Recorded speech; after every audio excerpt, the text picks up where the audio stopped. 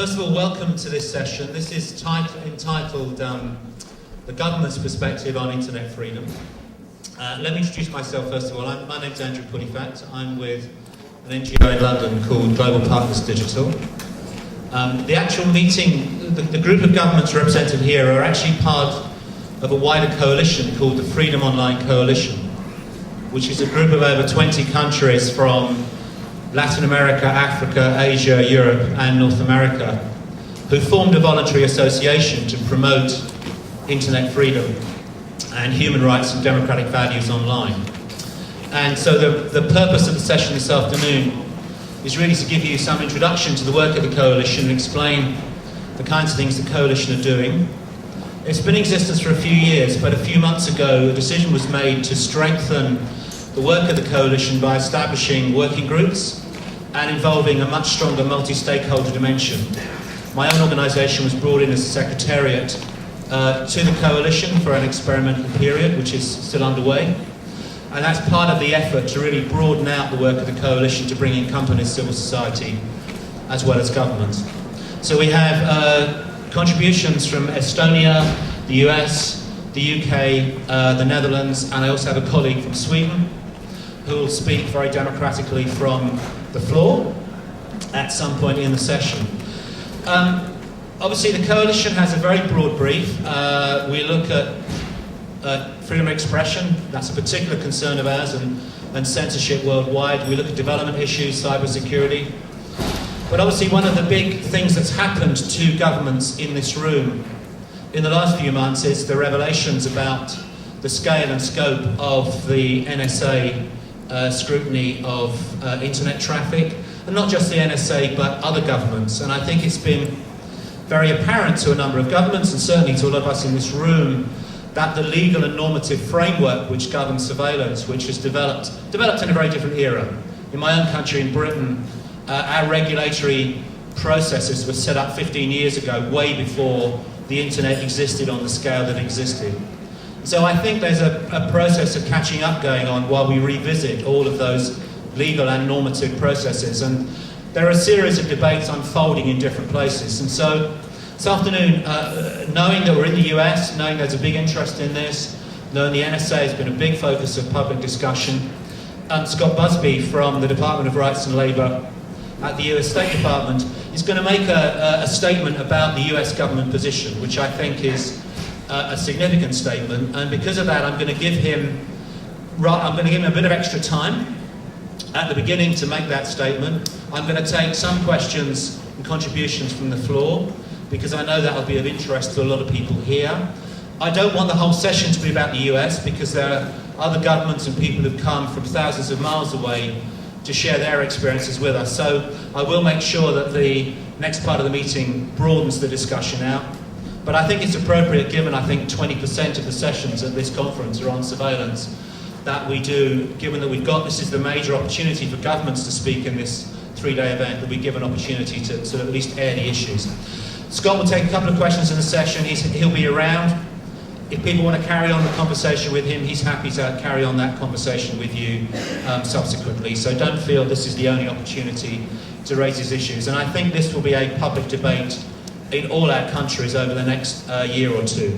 So I'll start, Scott, if you would like to kick us off with your remarks, then I'll take a bit from the floor, and then we'll broaden out to the other governments in the coalition. All right, thank you, Andrew. Is that working? Yeah. What I'm about to do is utterly inconsistent with the informal style of this conference and with each meeting so far, but in order for the US government to say anything of significance, sometimes it requires lots of clearances and very precise language. So I'm going to have to read to you my remarks, so pardon me for the formality, but happy to engage you more informally afterwards. Over the last 8 months, the US signals intelligence collection practices have faced intense criticism from many of the people in this room and from many others, including foreign governments. But the collection and use of large amounts of data and personal information is not just an issue for my government. It's a global issue, one that affects every government, every company, and every person. While the United States may be the government that is today facing intense public scrutiny about the scope of our data collection, we will surely not be the last. It's not an exaggeration to say that we are living through an inflection point in human history. Until a few years ago, the daily collection of large quantities of information about millions of people spread out around the world was simply not possible. But now, for the first time in history, it is. Today, some governments and companies can collect and store a vast quantity of data every day. This is likely to be true for many years to come. All of us are very concerned with how governments, companies, and individuals adapt to this fact. The US government believes that recent technological advances can help to make us safer. For example, they allow us to track terrorists and their funding in ways that weren't previously possible. But at the same time, the data collection capabilities available to some governments and corporations, while necessary for some purposes, could, if misused, present serious threats to privacy, personal autonomy, freedom of expression, and democratic government. I'd like to offer some thoughts today on these issues based on my perspective from the State Department's Bureau of Democracy, Human Rights, and Labor. My bureau is, of course, only one piece of the US government. Our mandate is to advance human rights internationally, including online, and to help explain US law and policy on these issues to the world. As you all know, President Obama directed a top-to-bottom review of US signals intelligence practices. He appointed and gave wide access to an experienced independent review group. He assigned a team within his administration to examine these issues thoroughly. The Privacy and Civil Liberties Oversight Board performed a separate review of certain programs. These reviews solicited input from the full range of stakeholders, including some of you gathered in this room, along with governments, corporations, and civil society groups. The State Department, including my bureau, was closely involved in these reviews and made sure that the process included the concerns of our foreign partners and the human rights obligations of the United States under international law. These reviews produced public reports with specific recommendations from the review group and the Privacy and Civil Liberties Oversight Board. In January, the President announced the administration's adoption of a series of concrete and substantial reforms. This demonstrates, we think, that the United States is committed to confronting these difficult questions through open democratic debate, even though they touch on issues that my government, like many governments, is wary about discussing in public. Today, I'd like to offer some thoughts on our policies and how they relate to internet freedom. And I hope that addressing these issues so directly will allow us to broaden the global conversation on internet freedom to again focus on censorship and the persecution of those seeking democratic change, issues that have too often been lost over the last 8 months. The United States remains committed to a global network that is interoperable, free, and secure, based on an inclusive, multi-stakeholder model of internet governance. That policy was articulated clearly in the administration's International Strategy for Cyberspace in 2011, and it has not changed. As part of that, the United States continues to support strong cybersecurity, including strong encryption protocols. Security is a prerequisite to make the internet useful to all its stakeholders, from businesses to dissidents to anyone with a bank account. Strong cybersecurity and strong encryption are critical for an internet that is truly open to all. In January, the President issued a policy directive that lays out principles that govern U.S. signals intelligence activities. To the best of our knowledge, such transparency on issues of this nature is unprecedented. I'd like to talk about the principles that guide United States signals intelligence collection practices, including the reforms announced by the President. We believe that such principles can help all of us distinguish the legitimate practices of states governed by the rule of law and democratic institutions from the illegitimate practices of those states that use surveillance for repressive purposes. Some of the organizations and governments in this room have proposed principles along these lines, and we look closely at those as we went through this process. Some may dismiss the idea that clandestine activity can ever be meaningfully guided by public principles, but that is what we seek to do, and we challenge other governments to do the same. The first principle guiding U.S. signals intelligence collection is the rule of law. Our intelligence collection occurs pursuant to statutes and executive orders that were adopted as part of our democratic process. Our intelligence agencies are not permitted to exceed these authorities and are held accountable by all three branches of our government. The second principle guiding our practices is legitimate purpose. U.S. signals intelligence collection is conducted on the basis of articulable and legitimate foreign intelligence and counterintelligence purposes. When the United States collects signals intelligence in bulk, we will only use that data for a finite list of purposes that the recent policy directive publicly specifies. As President Obama stressed, we do not conduct signals intelligence collection for the purpose of suppressing or burdening criticism or dissent, or disadvantaging persons based on their ethnicity, race, gender, sexual orientation, or religion. The directive the President issued makes clear that privacy and civil liberties are integral considerations in planning signals intelligence activities, and that all persons should be treated with dignity and respect, whether they live here or abroad. As stated in Presidential Policy Directive 28, with respect to signals intelligence collection programs, the United States will take the unprecedented step of extending certain protections that we have for Americans to people overseas. Human rights considerations also inform our decisions on intelligence sharing with foreign governments. Third, U.S. signals intelligence collection follows the principle that surveillance should not be arbitrary. The new policy directive states that signals intelligence activities shall be as tailored as feasible. We prioritize obtaining data through public sources as opposed to non-public signals intelligence collection. When decisions about surveillance are made, we assess whether the benefits of surveillance outweigh its risks and whether there are other less intrusive alternatives that might accomplish our foreign intelligence requirements. And as the President announced, the United States will be looking for alternatives to the current bulk metadata collection program carried out pursuant to Section 215 of the Patriot Act. We will also be examining the legal and policy distinctions currently made between metadata and content data. Fourth, decisions regarding overall intelligence collection priorities should be informed by guidance from a competent authority outside the collecting agency, with the understanding that some operational decisions will be made within intelligence agencies. More specifically, U.S. intelligence agencies currently follow and have always followed priorities established by senior policymakers. As set forth in the President's directive, the heads of U.S. departments and agencies that participate in the policy processes for establishing signals intelligence priorities and requirements shall, on an annual basis, review any priorities or requirements identified by their departments or agencies. Fifth, there should be meaningful oversight of intelligence practices. Today, the United States has stringent oversight mechanisms in place for its intelligence practices. The NSA itself has scores of internal compliance officers and a civil liberties and privacy official.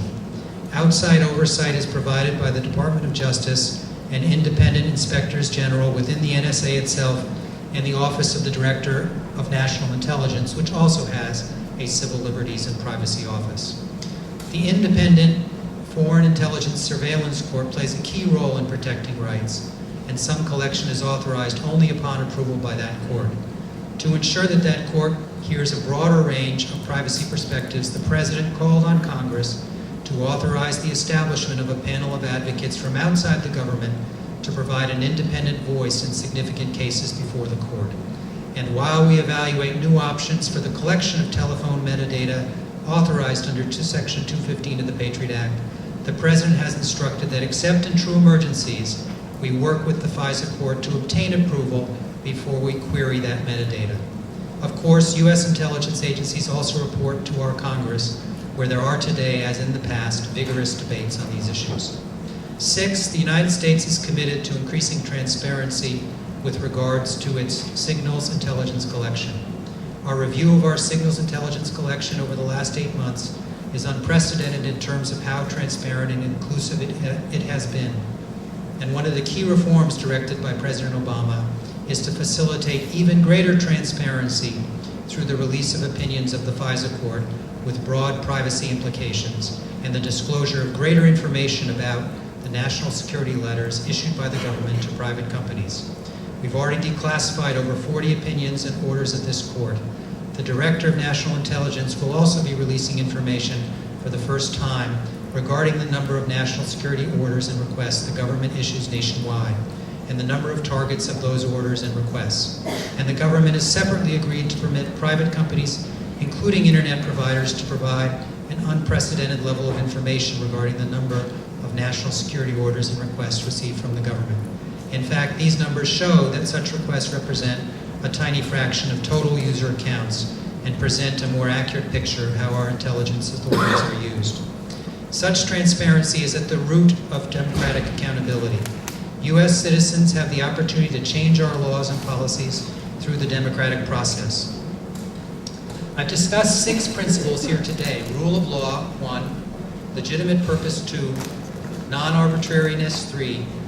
Competent authority, oversight, and transparency and democratic accountability. These principles will be an important part of how my Bureau engages governments around the world on admittedly difficult questions of internet freedom.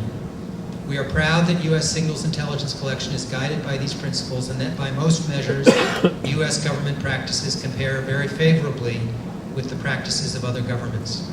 We encourage other governments to evaluate their own signals intelligence practices through the lens of these principles. That's enough on surveillance. Privacy rights are human rights. They must be part of the global conversation on internet freedom, and we welcome that conversation. But they shouldn't dominate the conversation to the exclusion of everything else. It is equally important to focus on the freedoms of expression, peaceful assembly, and association as they are exercised online in the world today. And let's be clear, internet freedom is in global crisis. More governments are using the internet to track down and harass dissidents simply for speaking their minds or organizing their activities. Following China's example, more governments are seeking to control what information and news their people are allowed to see online, as well as how they communicate about it. More governments are purchasing sophisticated cyber tools to penetrate and exploit the computers and networks of their political opponents. As we move forward on internet freedom, we must not forget the bloggers languishing in jail throughout the Persian Gulf region. We must not forget writers in Vietnam imprisoned for questioning their government's policies. Indeed, one of them was sentenced today to prison. We must not forget about efforts to stifle democratic debate online in Turkey. All of us must work persistently and creatively to combat such repression. And we should all recognize that the governments responsible for many of these problems are very, very far from following the principles I have laid out today. In fact, I would argue that it is their failure to live up to these principles that distinguishes them from the United States and other democratic governments. We hope that the Freedom Online Coalition can address all of these issues effectively, the privacy issues, but also the very pressing global threats we face today on freedom of expression and internet governance. Even if you are critical of U.S. policies and you believe that my government has more work to do, I invite you to join the United States in calling out human rights abuses wherever they occur, in advocating for democracy around the world, and in supporting an internet that is truly interoperable, secure, and free. Thank you.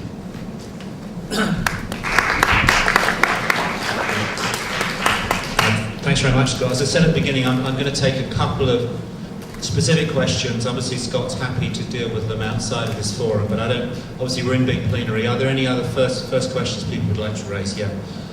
I'm curious. Could you identify yourself too? Yeah, I'm Kevin Collier with the Daily Dot.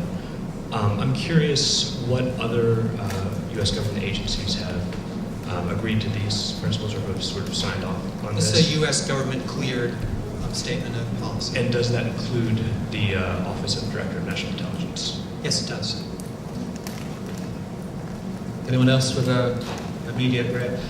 I think it's quite a lot to take in, Scott, so Yes. I think people will probably want to come back to this. Yeah, do you want to just quickly, can you race up and I'll pass you the mic. I wanted to have the meeting down here, but the cameras don't allow it. Hi, Scott. Can't resist. Eileen Donahoe. I used to be U.S. representative at the Human Rights Council in Geneva, the United States. At the end of your comments, you suggested that perhaps people are focusing too much on privacy and not enough on freedom of expression and freedom of assembly and association, which the U.S. has always cared a great deal about. But that sort of skips over the reality that privacy is an essential element of freedom of expression, and especially the freedom to organize online. And if you are surveilling everything that happens, privacy, it obviously squelches speech and organization. And I've heard several U.S. government representatives talking about these issues as though they're separable when they really are intricately related. So I was wondering if you could speak to that. So we're not trying to deny that privacy is a really important issue as well. And indeed, I think I would say that we would say that they're not severable. But the public debate has been dominated by the privacy issue of late in the wake of the Snowden disclosures, which isn't to say that the U.S. government doesn't have important work to do in this space. We've been trying to do it with lots of others. The president has been trying to address it. But we shouldn't let that issue have us lose sight of some of the other really significant issues out there when it comes to freedom on the internet, of the censorship that the Chinese are doing, of the great internet firewall in China, of the arrests of bloggers in Vietnam, in Iran, in Turkey, in the UAE. To some extent, I guess part of what we want to say is, let's not allow the conversation about an open and free internet to be dominated exclusively by the privacy issue. Let's be sure that we keep track of the broader picture as well. And indeed the fact that there are governments engaged in surveillance that is far less grounded in the rule of law, that is not guided by the principles that the United States and other democratic governments are guided by. Thank you. I'll take one more at this stage before I move to the other governments, if there is one. Yeah, down this end.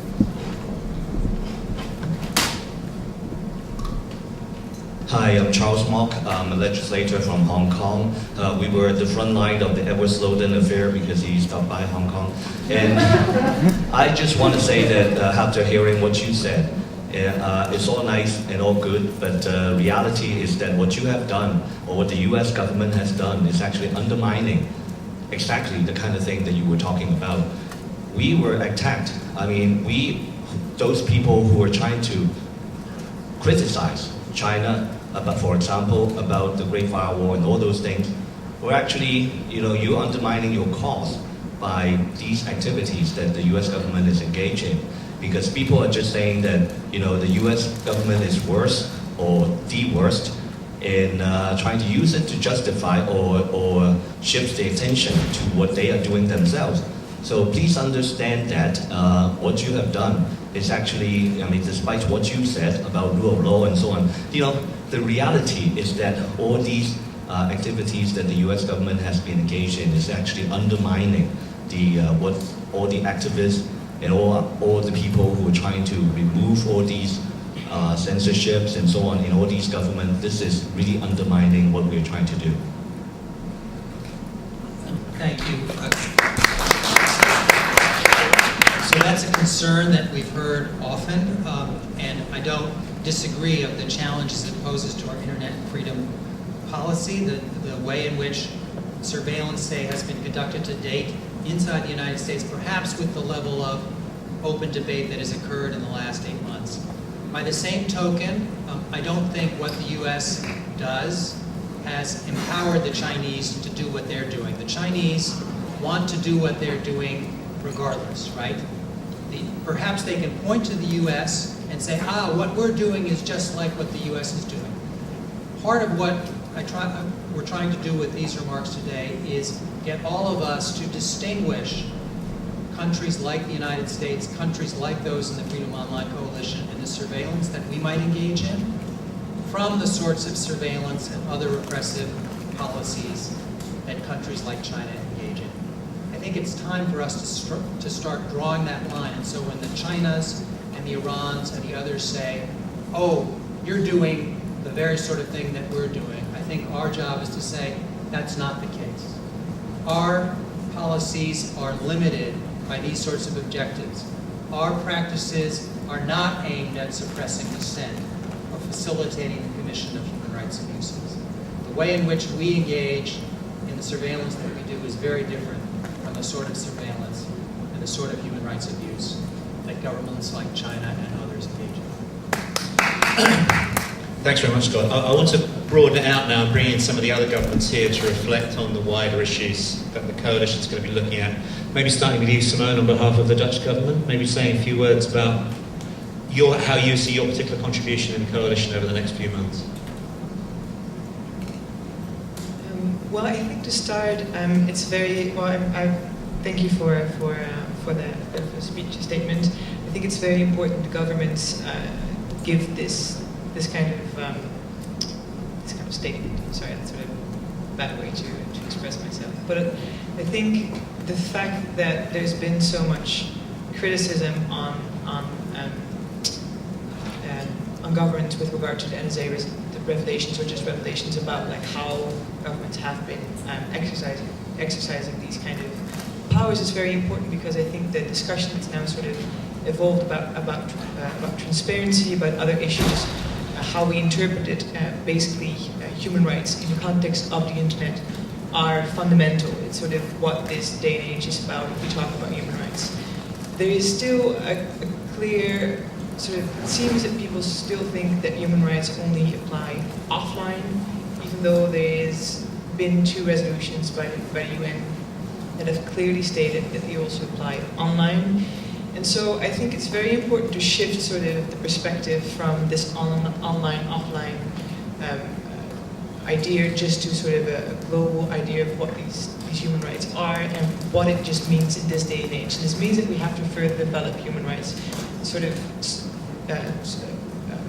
take out specific issues that need further clarification in this day and age. So, for example, what kind of communications data are protected? What do we do? Like, how do we ensure the transparency, that we are sufficiently transparent about the things that we do? What are rights of users in terms of notification and like that kind of things? So, I think sort of furthering these discussions in the context of what has happened is very important. And I very much encourage the developments on UN level, where there's been the resolutions, where there's been a very important reports by special rapporteurs, where there's been very important experts meeting with outcomes that are very promising. And so I think that it's very important for the Netherlands to engage in these discussions, and to do that by itself, especially also with the Freedom Online Coalition. In this context, we'll also set up a consultation with civil society in the Netherlands to sort of discuss further how we can implement these kind of issues in our national policy. And we've also asked a special committee that we have, an advisory committee on human rights that advises, amongst others, the Ministry of Foreign Affairs, to take up these issues and see how they should be implemented in Dutch national policy. So that's national policy on all issues, including foreign policy.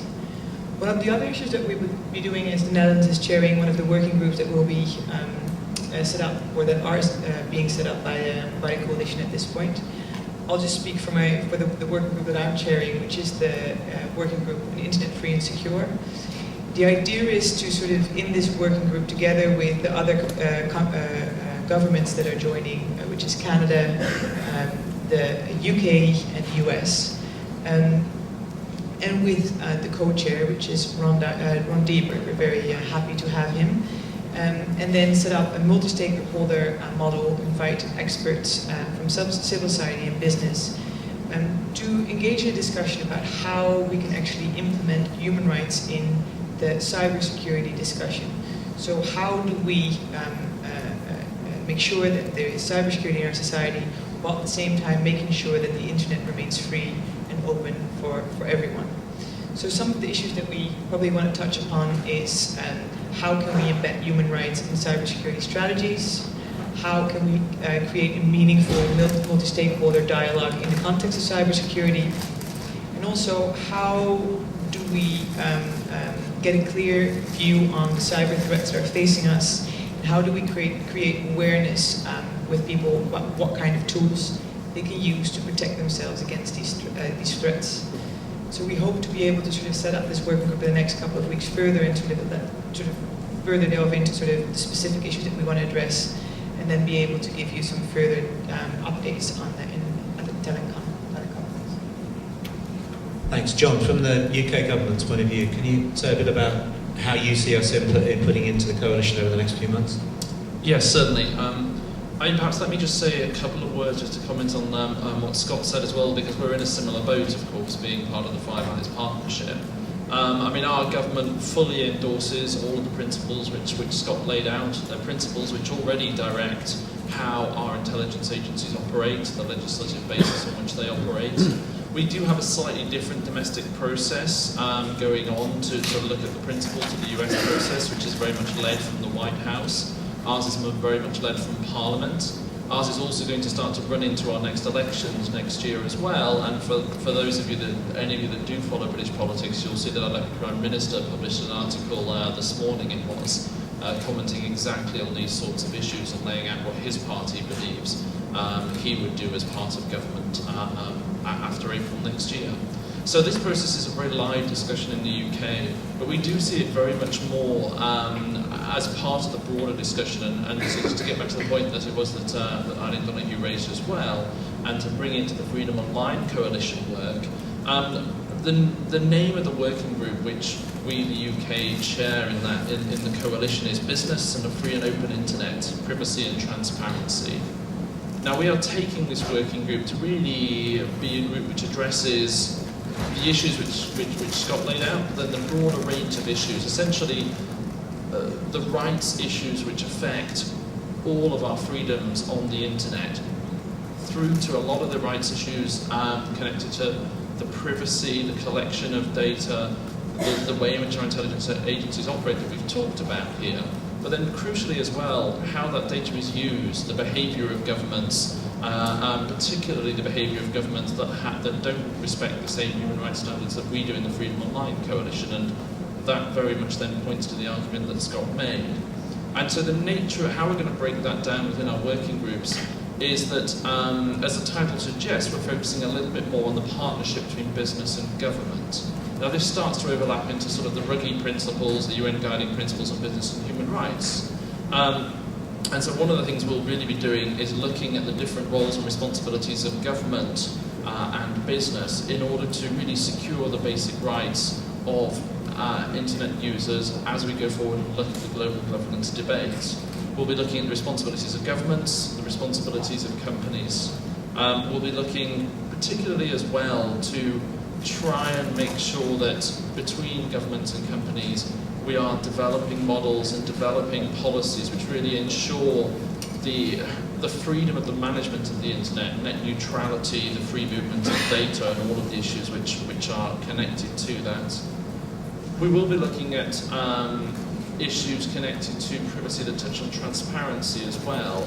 We've talked a little bit earlier about the transparency of companies, the reports they publish. There was a call from Brett, I think it was earlier, for governments to follow suit. We will be looking at the best ways in which governments and companies between us really can try and increase the transparency of what we do in the internet. And then one of the other areas which a couple of people have touched on, I think the witness group and some of the journalist groups were touching on as well, is on not export controls as such, but in a sense the impact of a lot of cyber technologies on particularly human rights defenders, but in a sense the role and responsibilities of governments and companies to ensure that we're not developing and exporting particular technologies to regimes that will then use them to abuse human rights. Obviously there's a whole series of capabilities which are already covered under the existing export licensing scheme. In the UK, specifically under the Ruggie Principles work, we're looking at how we can apply that domestically.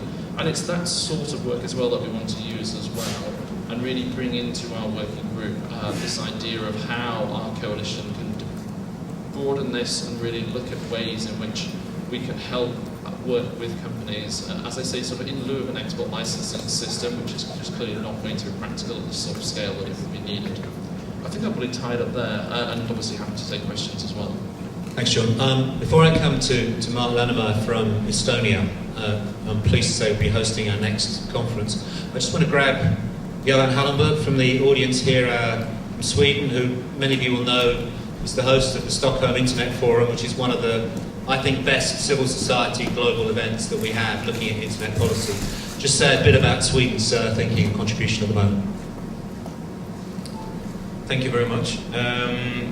we are also engaging, of course, in the Freedom Online Coalition, and have been doing so since its inception a couple of years ago. To us, the coalition is important, not just for the annual conference and the multi-stakeholder engagement and processes, but also as a tool for expressing ourselves on particular issues. The Freedom Online Coalition has been able to issue statements several times on events and happenings around the world which clearly constitutes threats to internet freedom. And to us, that's another aspect of the Freedom Online Coalition's work and ability to have 22 governments coming together and formulate common statements and common positions.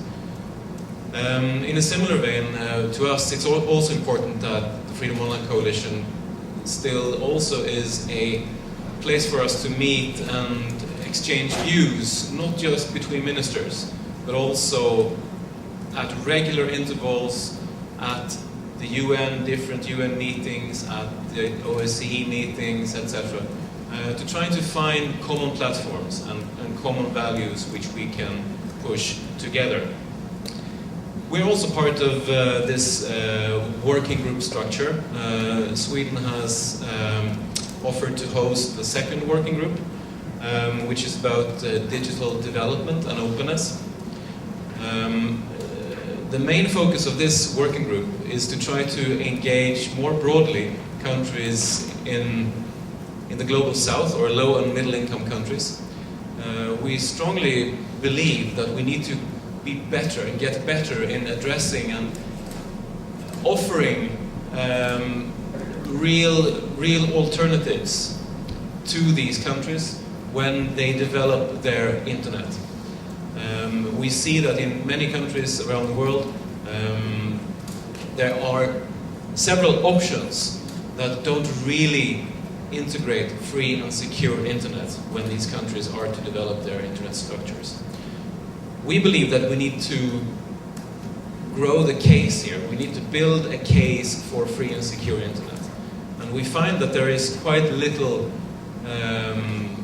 research done on this. How can a free and secure internet actually contribute to economic development, growth, etc.?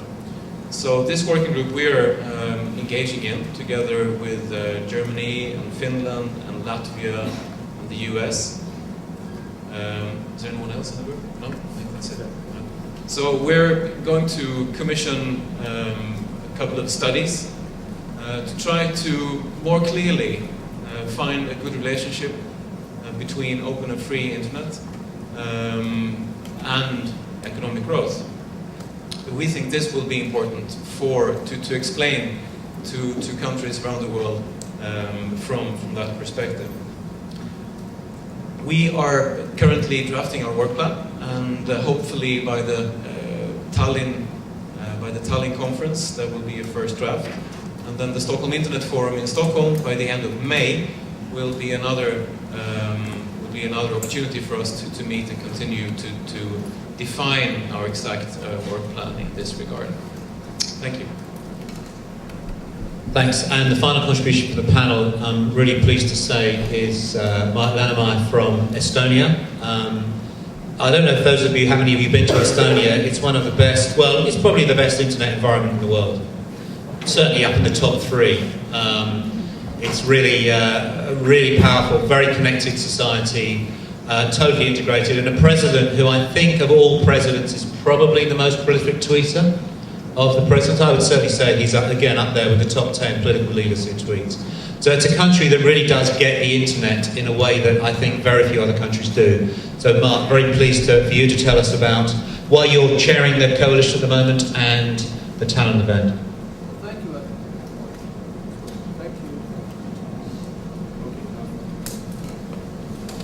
Thank you, Andrew. Now it's working. Yes, as Andrew already said, I mean, Estonia is basically a nation of stakeholders. We're all online most of the time, and we have a vested interest in keeping internet free and secure. And so as a result, we also were one of the founding members of the Freedom Online Coalition, because this coalition is a group of countries that actually stands for what we stand for anyway. Now that we've become the chairman, we are doing two things mainly. One is that we run the day-to-day business of coordinating the meetings of the Freedom Online Coalition wherever they may take place and discussing various other things. And the other is to prepare for the conference, because one of the things we agreed on in the coalition is that the conference is organized by the chairman once a year. Now, as you have noticed, the Freedom Online Coalition members believe in a number of fundamental issues and want to further these issues and have them, maintain them as part of the general concept of the internet and of internet freedom in the future. One of the basic ones, of course, is, as you know, that we all believe that the internet should not be run by people like me. In other words, old men in dark suits, but all of us together should be in charge of the internet. And so we need to have a dialogue. We call this the multi-stakeholder approach. This is something that's been agreed on before the coalition even existed, and so we have to further this. There are a number of other things that have been mentioned. One internet, same rules online, offline. And the question is, what are these rules? And how can we actually create a process that will help us further internet freedom, or free and secure internet worldwide, within the framework of the very broad discussion that is going on worldwide today. And the process that we embarked upon as the coalition, or that the coalition initiated, but that has actually been carried out by NGOs or by an NGO in Estonia, is to prepare recommendations for the conference to be discussed and approved at the conference. Now, these are recommendations to governments, to people, business, all the stakeholders, about what we should do to maintain internet freedom and maintain and foster internet freedom and security. And so far, there have been very intense discussions amongst the stakeholders on the civil society side and with business. And now these recommendations have been passed on to the governments, to the members, or are about to be passed on to the governments of the Internet, of the Freedom Online Coalition for further discussion, so that we hope to have a very good picture of this, of the way forward within a very short time. I wish it had been today, but I think we're a little bit early with this conference. However, the leader of the process, Martin Land from Estonia, is sitting there in the audience as well, and would be very happy, I'm sure, at the appropriate time to talk about the work he has been doing so far for the conference. I think I'll stop there and take questions as they come. Okay, thanks very much. I'm going to throw it open now and hopefully try and start a bit of a conversation. It's a very unfriendly environment for a conversation, unfortunately. We have to be up here because of the lights and the filming, but I'll be very keen to get your input. I think it's important to understand the coalition is not a kind of representative body, it's not a rival to the UN, it's a voluntary association of governments. It works best for mutual learning, sharing best practice, and positive collaboration around some core values. So we need to understand the nature of the beast that it is. But I know that all the members of the coalition are very keen to get input from outside. They really want to strengthen it and open it up to civil society and business and the academic community and technical community. So if there are ideas you have about the work that such a voluntary association could undertake and ways in which it could collaborate together to strengthen freedom and democracy online, I think people will be very keen to hear that. So let me throw it open and see if there are any political contributions or questions. We do have a roaming mic, so we can get to you as soon as we can if anybody wants to speak. So I've got, Yes, I'll start here and then we'll move over to you, okay? And I'll kind of come over so I can see people better. Make sure I catch you. Can you hear me? Yeah. Hi, my name is Burak. I'm an activist from Turkey. And as you know, like governments outsource their mass surveillance work to companies like, Blue Coat, Hacking Team, Gamma, and stuff, so on. So, is there any international regulation for this, like we have for weapons? You mean the regulation of the export of surveillance equipment, like the Wassenaar Agreement? Yeah. John, do you want to take that one? You raised that in your presentation, or yeah, John? Sure. Hello.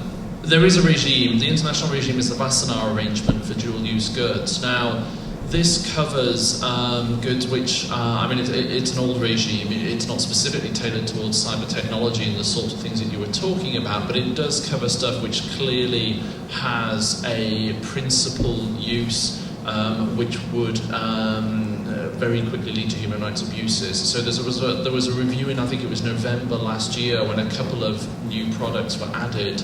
And someone from the audience will be able to remind me of the names of those. I'm afraid I can't, it's not my area.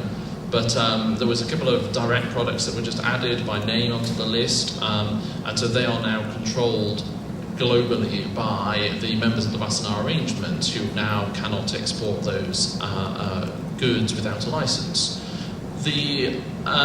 What we then have to do is look at the range of the rest of the goods. And I can only talk about what we're doing in the UK because this is the approach we're taking, and it is an approach which we would therefore be very happy and will promote internationally, which is an approach which actually looks at capabilities and tries to match capabilities against human rights assessments. And so we've actually tasked a specialist organisation in the UK to go away and to actually try and break down and categorise, if such a thing is possible, every single potential piece of cyber kit, hardware and software that has a particular type of capability, try and put it into a box grid, whether that's 9 or 20, they will decide. And then try and give a sort of an assessment within that box grid as to the range of the capability. That would then be matched against a human rights assessment of every country in the world. Part of that would be, a lot of that would be using public data. We use the State Department once a great deal, actually. Thank you very much, Scott, and your colleagues. And this scheme, I should point out that this scheme is essentially a scheme which members of the industry would sign up to, would have to do on a voluntary basis. The licensing scheme, the Wassenaar Arrangement, is the extent to which we as governments have an ability to directly license goods that get exported. Now we have to define quite carefully what goes on that, otherwise potentially a ginormous amount of equipment would need a license and it just becomes impractical. So we really do try and, our technologists really look at the actual capability and try and decide where the line is. What I'm talking about is a voluntary scheme which tries to, in a sense, capture everything else and would be a sort of self-service toolkit for the industry. Now, because of the voluntary nature, it wouldn't therefore be comprehensive, but we then would then get back to essentially a situation where we would rely on peer pressure from within the industry, pressure from particularly lobby groups, human rights organisations, journalists to really sort of name and shame. And so, I could not guarantee that this system would not result in a single piece of software being exported to Turkey, in your case, which would then result in a human rights abuse. Unfortunately, it's just not feasible for the range of technologies that are there. We can guarantee that for the things that are really at the sharper end, the really invasive software that's designed only to infect someone's hard drive, in which case, yes, that's now licensable.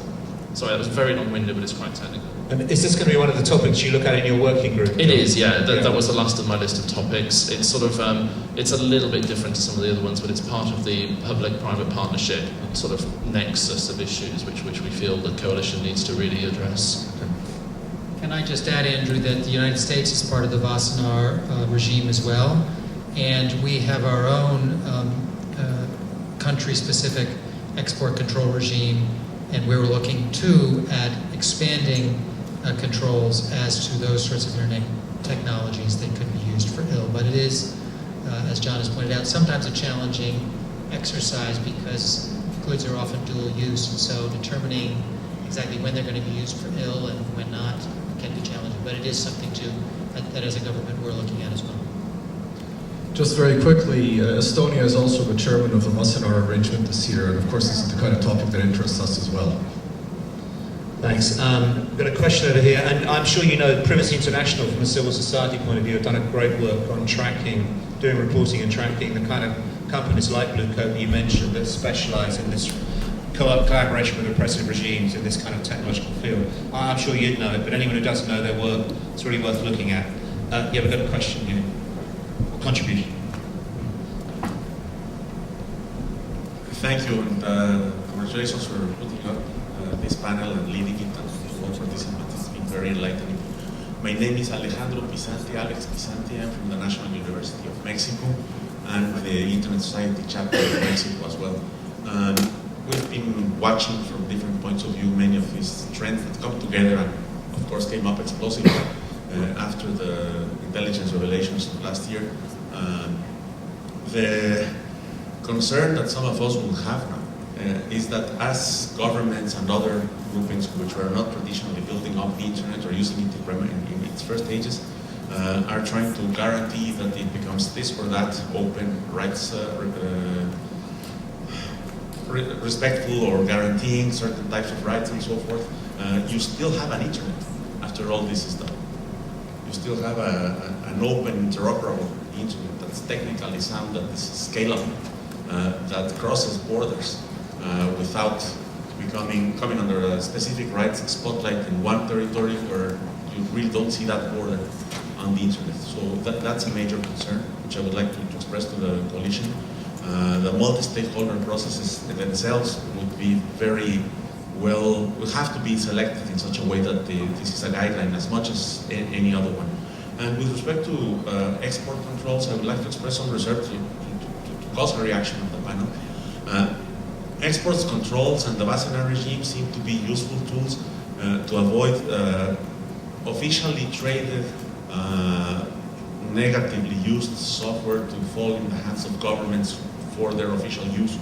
A lot of the hacker community just rolls their eyes when they hear the discussion about export controls on software or state-produced malware, because of the enormous amount of raw copies that can be around, and a lot of software that can be used for ill intent and serving these tyrannical and horrible governments without being officially in the market. So it's so easily circumvented that I wonder how useful you really think it's going to be.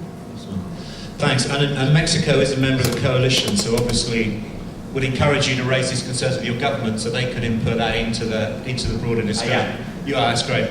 So can I just clarify, was your first question that some of the response to the human rights problems governments encounter around the world are leading to a kind of nationalization of the internet and a breaking down of that global interoperability? Is that? There is a possibility that as you add new design requirements, including respecting rights that are only recognized in a specific way and wording as law locally, that you can begin to tear at the basic tissue just too hard. Yeah, I think a lot of people have expressed concern about proposals for data retention because of the problems it will pose upon the basic structure of the internet and actually be a disincentive for innovation for domestic providers as well. So I think those are the kind of concerns. Can I just get a response from someone in the government about how, obviously in a period like this where there's a lot of turbulence, do you share the concern that some of the measures being adopted by states could actually restrict its interoperability and openness? Let me have a quick go at that one. Absolutely. I mean, we may have disagreements on the surveillance programs. We may have disagreements on the oversight mechanisms, but I think the one thing we agree 100% on is the sort of basic structure we want for the internet. I would agree entirely that a lot of the proposals that are being made to, in a sense, try and protect the citizens of certain countries against surveillance are deeply counterproductive and would lead to a balkanized internet and would lead to a structure which would stifle innovation and be economically disastrous for all of us. On this particular agenda, I would say we are absolutely like-minded. What we need to do is to find a way and reach an accommodation where everybody feels as though we can push forward with the open multi-stakeholder model that doesn't stifle innovation but provides the sorts of rights and guarantees that most states feel are adequate and will protect their citizens, and that's absolutely what we want. Let me quickly answer your export controls point. Yes, of course you're right to a point, but this touches on sort of the point I made about surveillance as well. We can only do so much, so that's why our state's broad human rights approach still is focused on the fundamental breaches of human rights as set out in the treaties. So we might not be able to stop the bit of software going to Turkey, but our government will go and harass the Turkish government about the way in which it's using that software, the breaches it's committing, the arbitrary detention, whatever it might be, all of the ways in which human rights defenders, journalists, rights are breached in any given state in the world, we will continue to attack vociferously, and we will do that irrespective of whether cyber tech or anything else has had a particular helping hand in doing that. The export controls piece is a slightly separate piece in that it's, you know, it's the most that we can do at this stage given the nature of the beast. I just wanted to say one thing about the export controls also. I mean, you have to remember the Wassenaar arrangement is the successor of what was called COCOM. That was the sort of the West preventing the communist countries from getting any kind of technology that they might use for military purposes. I mean, later on, of course, the Cold War ended and everything changed. But it was, for example, forbidden to export any sort of computers to any of the former Soviet bloc, if any of you remember what that was. This didn't stop Estonia's scientists from having Macintoshes when they first came out in the 1980s. These are the computers where the people who later invented Skype learned their first programming. So in a way, the export controls, which were designed to stop innovation in the Soviet Union or in Estonia, didn't, first of all, they didn't work. And they actually created even more innovation. Okay, so I think we have the lesson is that it's not the export controls or any sort of controls that work. You have to have something else going on in the minds of people. What it is exactly is a question of debate, but simply shutting yourself off from the rest of the world is not going to stop anything that's dangerous to you, and it is going to be a major barrier to all the good things that usually should be able to cross barriers. Thank you. Did you want to say anything, Simone?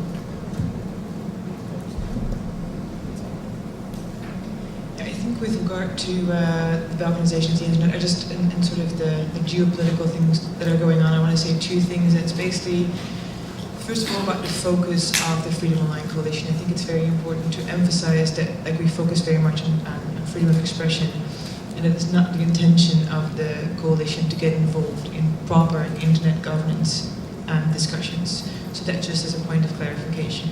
Of course, like, there's other ways in which the internet can be balkanized. I'm aware. I just want to emphasize that point. I think another very important point is that we're working on expanding the coalition and trying to engage as many countries as possible, and also focus on a clear worldwide coverage of the countries that are part of the coalition.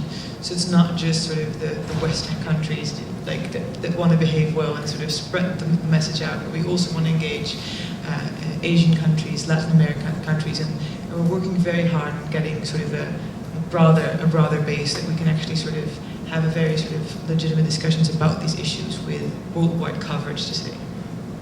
Okay. Is there anyone else who would like to contribute from the floor? Yeah, there's a question here. Contribution. So this is slightly of a U.S. geared question, but I also love to hear what representatives of other countries say about this. Given that the U.S. has a strong problem with oversight in general and the sort of abuse of power within our internal government, whether we're talking about prison abuse scandals, whether we're talking about congressional oversight not working, whether we're talking about local police departments, how is it that we can be sure that the oversight mechanisms that are going to be basically using to decide who we are allowed to survey or not are actually going to be working in favor of citizens? And for the other representatives, given that you're working with smaller countries, would you say that the scale of the population to number of representatives is important in that regulation, or do you think that's something more to do with how the programs are structured in themselves? Thanks, that's a really great question, thank you.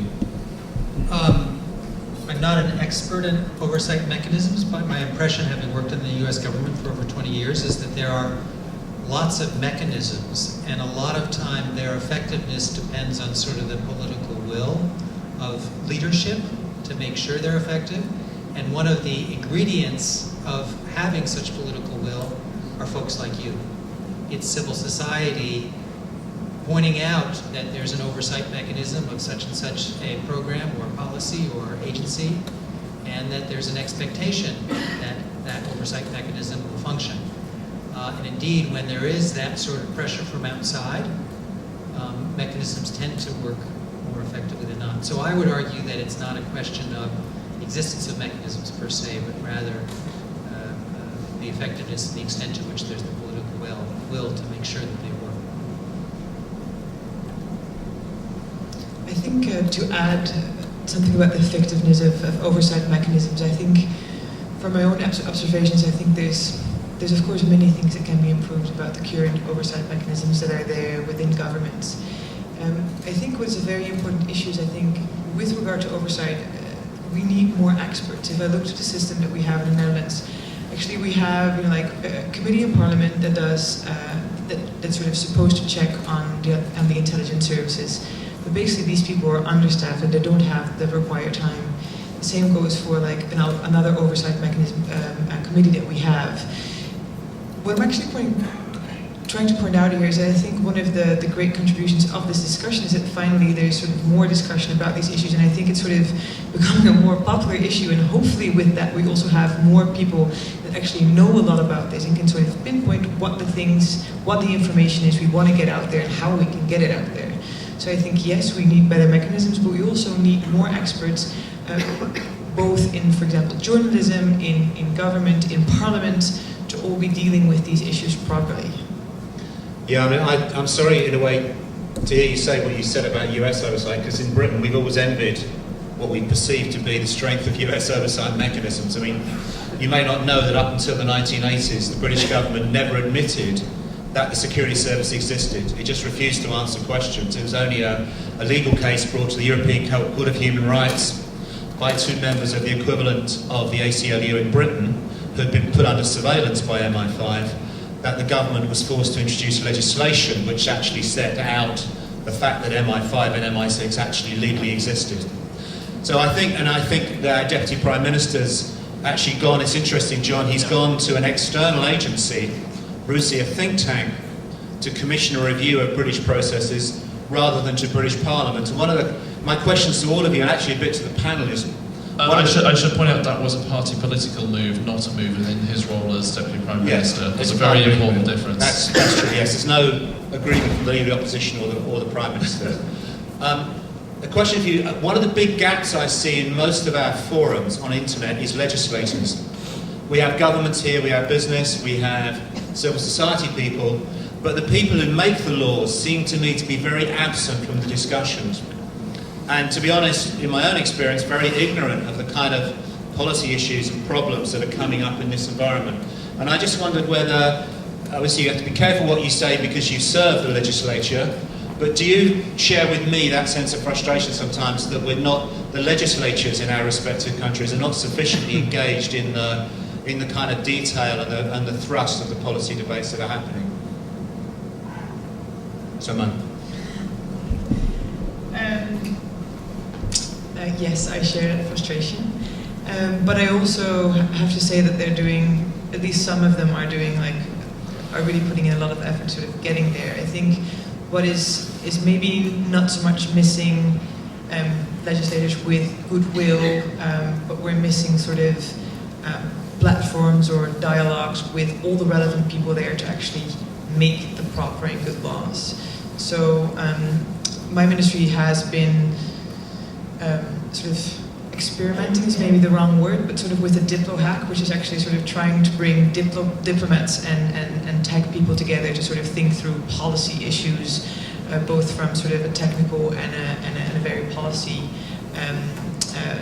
oriented perspective. And that actually works very well because you sort of see what different parties have to bring to the table. And I actually sort of think the same goes to people that sort of write the laws, but they're actually sort of this kind of innovation has not really taken place. So I think it would actually be, and I take that sort of as a suggestion from this panel, that it would actually be interesting to do this kind of exercises also with them included.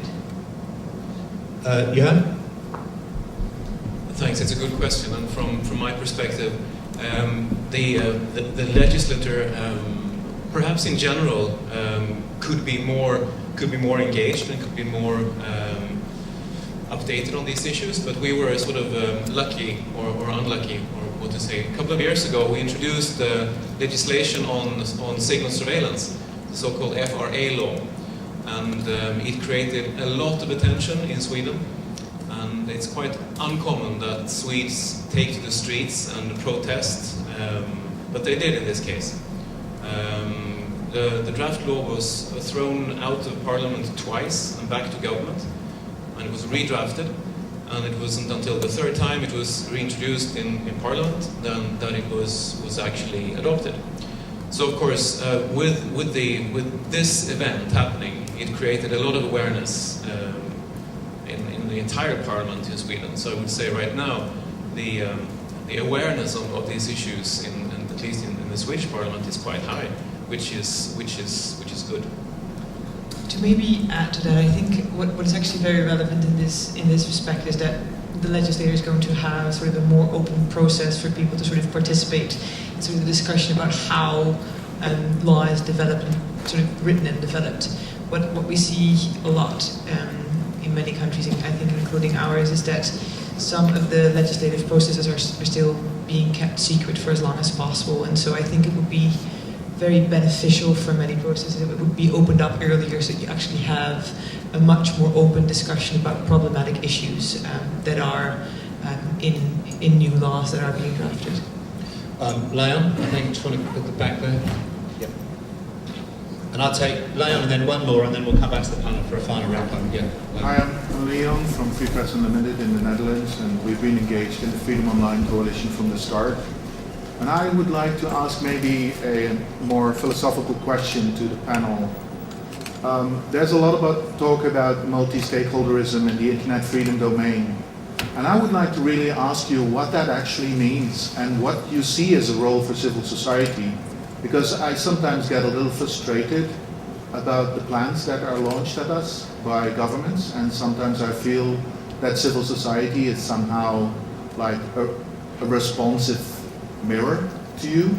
And so how do you see civil society's role in shaping these processes, in actually setting agendas and making decisions? Can we just take a question from the woman here as well, and then we can wrap up in one go? Yeah.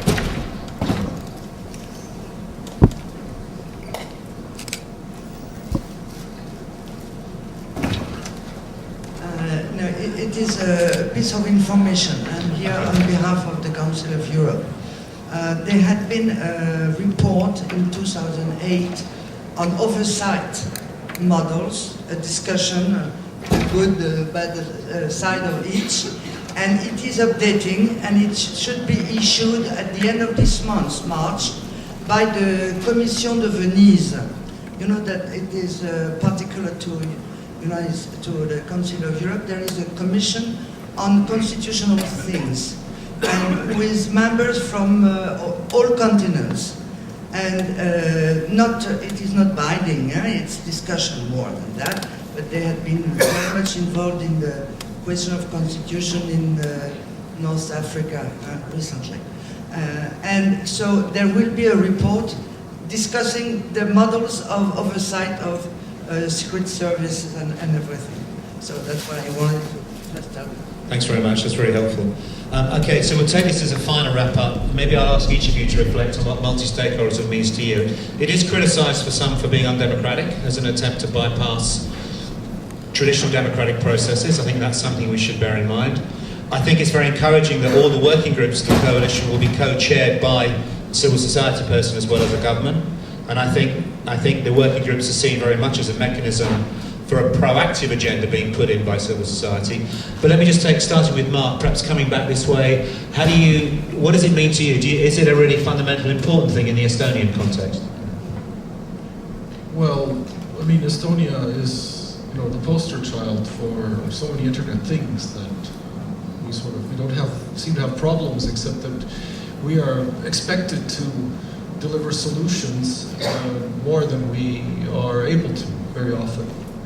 But and so the solution that I would have is that Estonia is the kind of country that considers it's important to have as many multipliers, friends, people who are interested in the same things, or more or less the same things. And the way to multiply yourself is through civil society. I mean, here we have in Europe so many different ways of making decisions and so many different groupings that one more or less is not going to make a big difference. It's important that everybody gets on board and starts to understand the importance of this. I mean, this is we are seeing that, you know, you explain to people about certain fundamental issues that you think they would understand, that probably everybody in Estonia would understand, and after a while you realize that, well, they don't really quite understand what it's about. And this applies to many, many countries that are actually very active in various aspects of internet issues. And so we have to have more discussion, and civil society is the one that can force the discussion, because, I mean, you're the voters. You're the people who can influence your governments, your parliaments first, and through the parliaments, the governments. And people like me would, in this case, be very happy to have a lot of input that we can use to improve things as much as we can. I think I'll stop there. Thank you. Scott? I would agree that the multi-stakeholder process presents lots of challenges in terms of figuring out how things should get decided and the like. But that said, pointing to my own speech, the principles that I tried to articulate today on behalf of the U.S. government, you know, they originate in the efforts of civil society here developing their own set of principles, their own recommendations to governments. The two aren't identical. What I said today does not exactly match what you all have recommended, but you started the conversation with governments, with companies. Foreign Minister Carl Bildt picked it up in Sweden. That sort of raised the bar for us. So keep that in mind, that civil society is a critical part of the conversation. And President Obama, former Secretary of State Hillary Clinton, current Secretary of State John Kerry have made clear that civil society is where change originates. Indeed, we have started, President Obama launched a special initiative called Stand with Civil Society at the UN General Assembly this past October. So we in the United States remain very committed to trying to include civil society as much as possible in the multi-stakeholder model, and we'll continue to do so. John? Thank you. I think the comment I'd make would be that I can understand absolutely the frustration. I think that's a symptom of a body such as this that's simply trying to structure working groups, and therefore we end up batting back proposals and drafts amongst each other. But I mean, I think you look a little broader. I mean, fundamentally, for the last 8 months, we as government have been responding to civil society, not vice versa. You know, you guys have been doing the running, and we've been trying to catch up. And I would say that that is fairly reflective of how the broader debate that touches on all of the rights issues that we're interested in here today, and then goes broader than that, touches in all of the internet governance issues, really is genuinely formed and structured. There may be frustrations when it comes down to, you know, who actually signs off the final draft, or whether or not, you know, a government can really sign up to a particular civil society initiative, sure. But when it really comes to, you know, looking across all of our constituencies and thinking, what is it that actually our economies want and need? What is it that our population wants and needs? Civil society's got such a huge role to play in that, and that's sometimes only through the legislative process, but more often than not, it's just through these sorts of events as well, as we are shaping our views and ideas as to how we're taking this all forwards. I think the multi-stakeholder model at the moment is often sort of evolving around, you know, like setting up a group to discuss something. And I think it's actually much more than that. I think the responsibility of our governments is actually to include parties in as many processes as possible. So when I'm talking about legislative processes, I think it is our responsibility to make sure that we consult with civil society, but also private parties, anybody relevant to that particular decision in as early stage as possible. And in any other procedures in which that kind of consultations might actually be relevant. So I think it's very important sort of from a government perspective to do that kind of consultation timely and in a very open manner. In that respect, I think it's also important to to enable a dialogue with relevant parties to be more transparent in terms of the information we give out about many of the processes that we handle internally. Thanks. And I just emphasise from the Secretariat point of view that the way the coalition is evolving, it's not about governments having ideas and putting proposals to other participants, civil society and business. It is a collaboration where the shaping of that agenda will as much come from civil society and from the business representatives within it as it will come from the governments themselves. It's seen very much as evolving into a much more collaborative enterprise to really build an effective coalition that can promote freedoms globally online. So with that, I want to thank you all for participating today and joining us. I want to thank all the panelists. They've all come thousands of miles, some even more thousands of miles than others, so could you please show your appreciation for them in the